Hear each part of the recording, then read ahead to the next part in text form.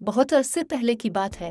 क्रिस्पारिया के जादुई इलाके में एक फूल गोभी की प्रियनवा शहजादी रहती थी जिसका नाम फ्लोरिटा था। इसके पास एक जादुई फूल गोभी थी जो बनफशी और मोती की रोशनी में चमकती थी।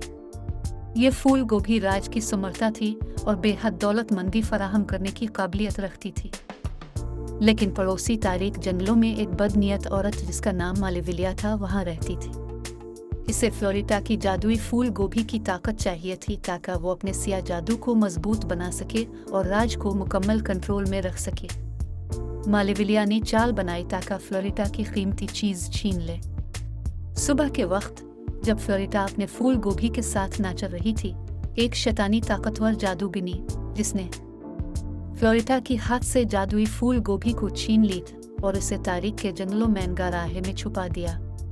फ्लोरिटा ने अपनी कीमती फूल गोभी को दोबारा हासिल लाम और अपने राज को महफूज करने की ठान। फ्लोरिटा ने दोस्तों से मुलाकात की जिन्होंने अपनी मदद फराहम की, जिसमें एक बहादुर गुलहरी नटकुन, एक दाना ओवल होटसवर्थ और एक शरारती छोटी प्री स्पार्कल थे।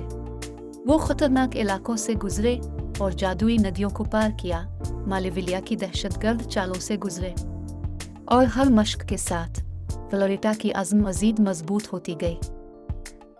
आखिरकार वो मालेविलिया के मुहिब किले तक पहुंचे जहां जादूगरनी का ग्रुप इंतजार कर रहा था ताकि जादुई फूल गोभी का इस्तेमाल अपनी शैतानी मकासद के लिए कर सके। एक धमाकेदार मुकाबले में फ्लोरिटा और उसके दोस्त मालेविलिया से मुकाबला करते हैं।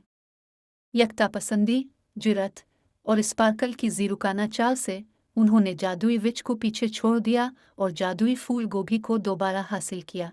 जादूगिनी के पास से क्रिस्पारिया वापस आकर फ्लोरिटा ने फूल गोभी को उसकी सही जगह पर रखा और अपने साथियों के साथ मिलकर खूब जश्न मनाया।